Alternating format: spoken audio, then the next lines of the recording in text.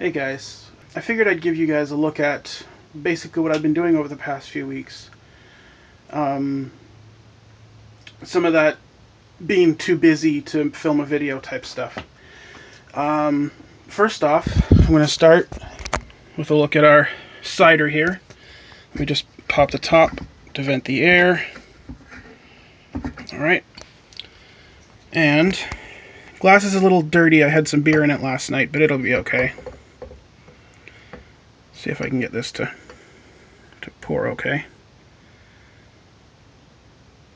It's still a little cloudy. I don't think it's going to get any less cloudy than it is now, but let's give it a try.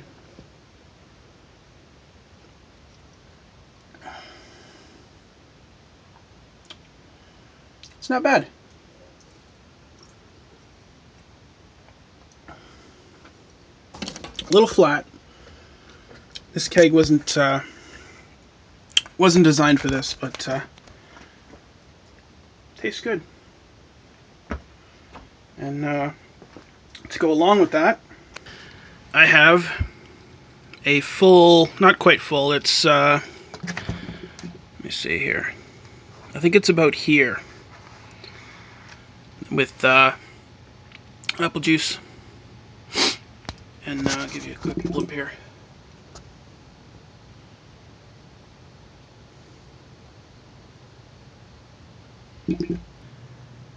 But let's head out to the garage and I'll show you some stuff out there.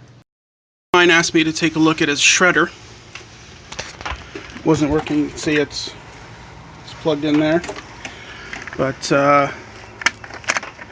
not doing anything. He recently moved, so I figured maybe something had got jostled. What I found was there's supposed to be a little piece that slides in there and contacts that little tab on the inside, you can see. And I'll show you, flip it into reverse. There we go. See if I put this in here.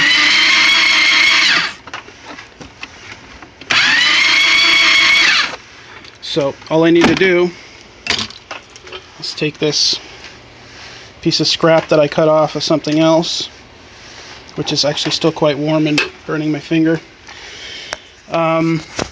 I'm just going to machine that to fit in. You can actually see the two pieces here. It fits in there, makes contact with that little thing, and then they'll be good to go with that.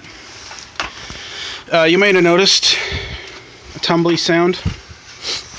I've taken a bucket that the lid had busted off, or sorry, the bottom had busted off, and I turned it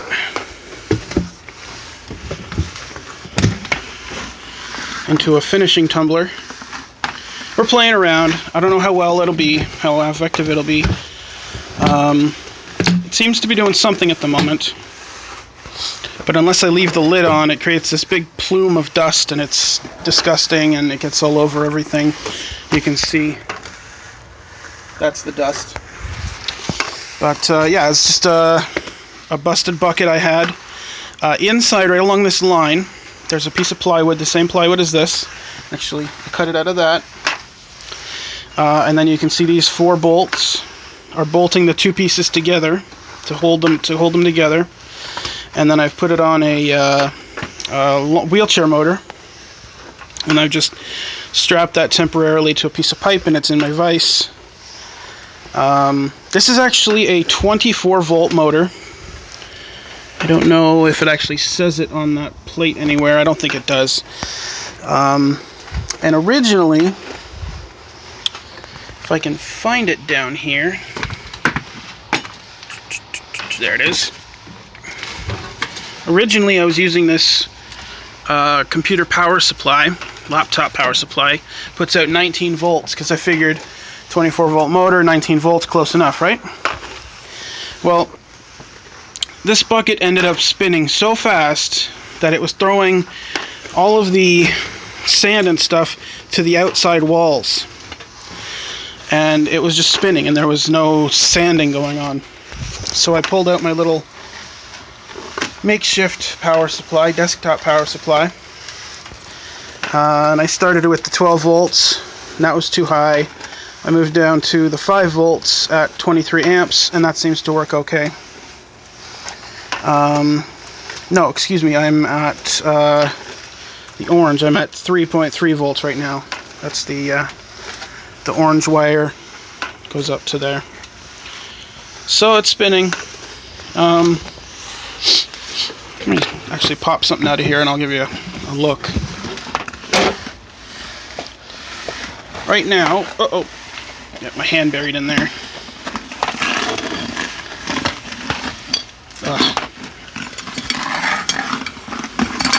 Get out! Having something with 3 hooks in there is not ideal.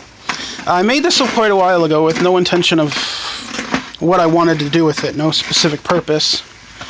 But I found a purpose recently, so I tossed it in there to tumble it to get rid of some of this crap. It probably won't focus.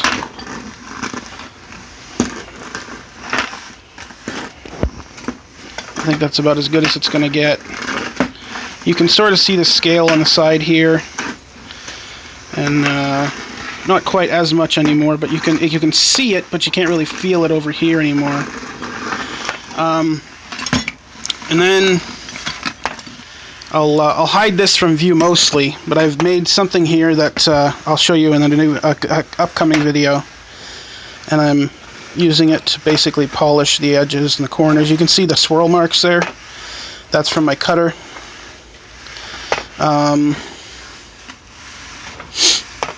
I don't know if it'll do a very good job of it, but you can see there's some swirl marks there too.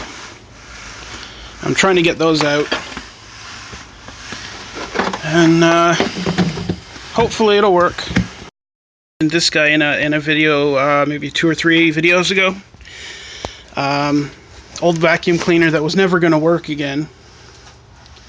Actually, that was part of it over on the desk there with the dust on it. But all I did was I trimmed off some of the bottom, cut a hole in it. Let's see if I can get, yeah, see, you can see I cut off the bottom. I put this over the plate there.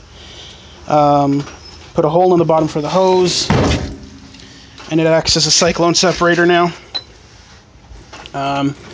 You can see the amount of aluminum in it. If I can get it out there and show you.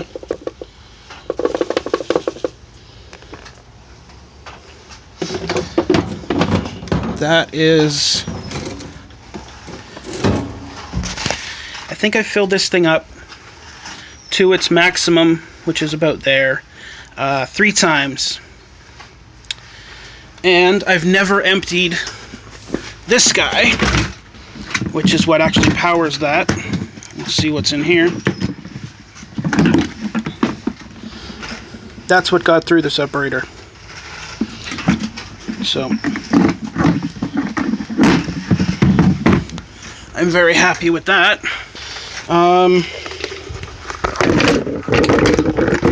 Another machining aluminum project you'll see in the upcoming future is this. Let's see if I can get all these parts out. Here we go. These are going to be, well, you know what, I'll leave it as a surprise. Should be interesting. So you can expect to see that. Oh,